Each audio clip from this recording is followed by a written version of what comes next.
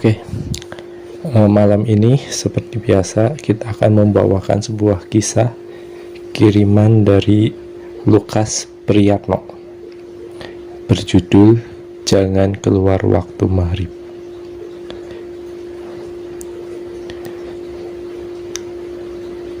Cerita. Kalau bapak bilang jangan, ya jangan.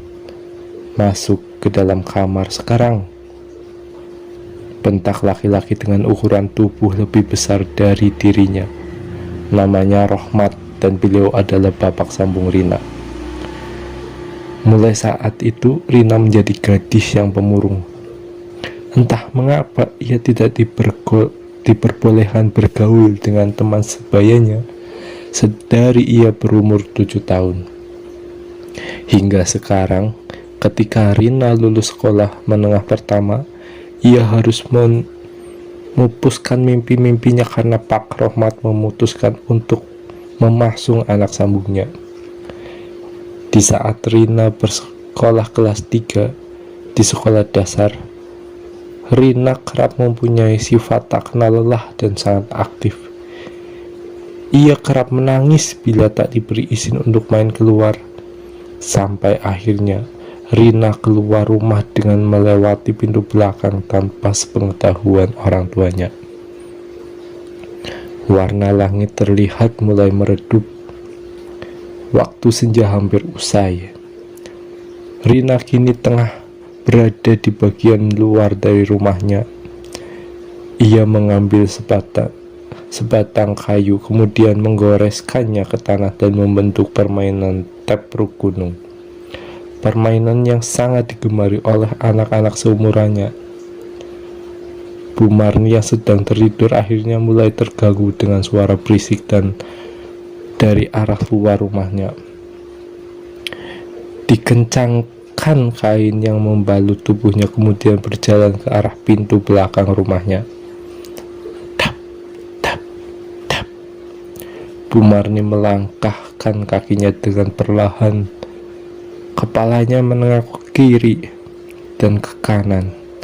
Entah mengapa seluruh tubuhnya terasa sesak dan membuat bulu kuduknya berdiri. "Rina, kamu di sana, Nak?" teriak Bu Marni. Jantung Bu Marni seketika saja berdetak cepat. Nafasnya tersengal dan sepertinya sulit untuk bernafas normal. Ia melihat Rina yang sedang bermain, tapi yang membuat Bu Marni terkejut, ia melihat sebuah kuku yang runcing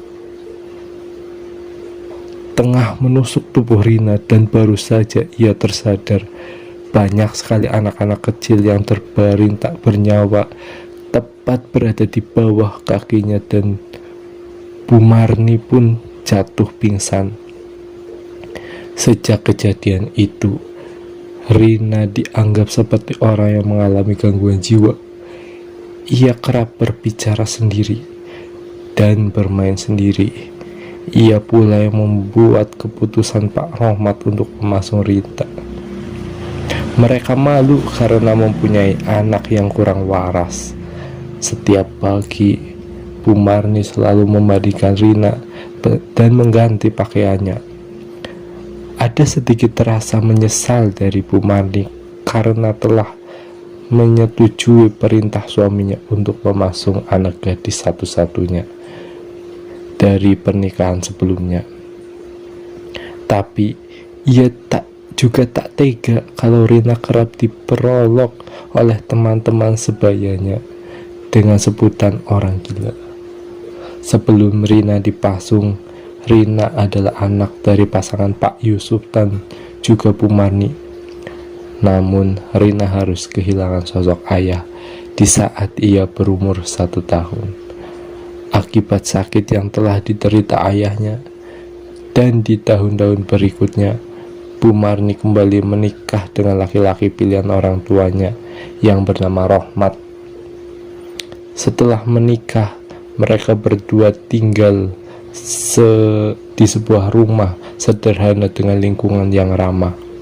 Saat itu Rina sudah berumur 3 tahun. Keluarga mereka normal seperti keluarga-keluarga lainnya. Pak Rohmat sangat menyayangi Rina seperti anaknya sendiri.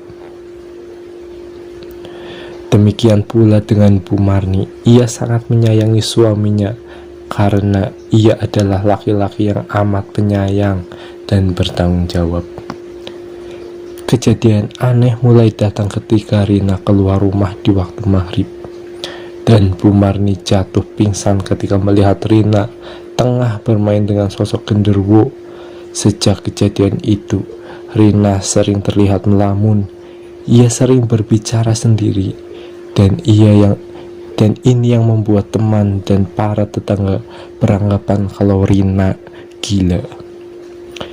Di saat Rina pergi keluar untuk bermain, ia selalu pulang ke rumah dengan menangis, dan kejadian itu terus berlangsung sampai Rina beranjak dewasa. Namun, kini Rina telah menjadi sosok wanita cantik. Bahkan Rina menjadi primadona di sekolah tempat ia menimba ilmu. Rambutnya panjang melebihi bahu, yang memiliki warna kulit sawo matang. Tingginya sekitar 165 cm, dengan buah dada yang terbilang cukup besar untuk usia anak SMP kelas 2. Pagi itu, Rina tengah siap untuk berangkat ke sekolah. Bu Marni membantu Rina menyisirkan rambut anaknya. "Bu, sudah sana siapkan sarapan, biar bapak yang menyisir rambut Rina," ucap Pak Rohmat di depan pintu Pak kamar. "Iya Pak." Bu Marni keluar dari kamar dan pergi ke dapur untuk membuat sarapan. Pak Rohmat mengambil sisir dari atas meja. "Duduk sini nak, biar bapak sisirkan rambutmu," ucapnya sambil tangannya menepuk-nepuk kasur. Rina mengikuti perkataan ayahnya, kemudian duduk membelakangi Pak Rohmat. Mula-mulanya Pak Rohmat membeli rambut indah sang anak, sambungnya, kemudian perlahan disisirnya rambut tersebut. Aroma harum yang tercium membuat Pak Rohmat mendekati wajahnya dan kemudian mencium rambutnya. Rina hanya diam dan menganggap itu adalah bentuk rasa sayang seorang ayah kepada anaknya. Sisir yang tadinya dipegang Pak Rohmat kini telah diletakkan di atas kasur. Tangan Pak Rohmat kini mulai memeluk tubuh Rina dan dari belakang. Wajahnya terus menempel pada rambut Rina dengan deru nafas yang mulai tak beraturan. Bahkan kini Pak Rohmat tengah mencium bagian leher Rina dari balik rambutnya yang panjang. Saat itu Rina hanya diam dan menerima perlakuan bapak sambungnya itu. Melihat tak ada perlawanan sedikit pun dari Rina, membuat Pak Rohmat semakin berani. Kini tangannya telah masuk ke dalam seragam sekolah yang dikenakan oleh Rina secara perlahan dan bermain pada bagian. "Pak Rohmat sedang apa?" tanya Rina dengan polos. "Kamu itu pasti lelah dengan semua kegiatan kamu di sekolah. Sebelum kamu berangkat, biar bapak pijat agar kamu lebih rileks." Kepolosan Rina telah dimanfaatkan oleh Pak Rohmat, dan kejadian itu dilakukan di saat Bu Marni sedang membuat sarapan untuk